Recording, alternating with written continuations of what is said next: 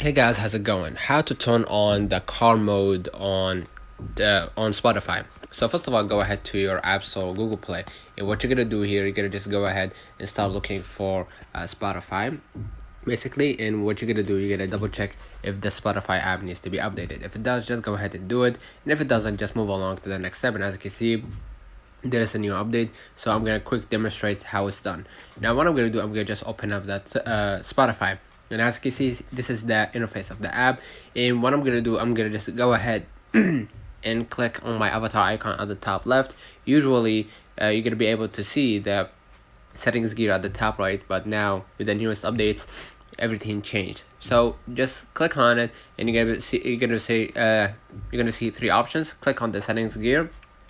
Basically, you're gonna be able to see the car, and basically the car thing allows you to connect your Bluetooth with the car Bluetooth, and basically you're gonna be able to start listening to your Spotify in your car, right? So you're gonna have a better experience while while using Spotify app. Let's turn on the comment if this video helped you. Don't forget to like and subscribe. Turn on the notification bell to receive every video we upload. Thank you for watching. See you in the next one.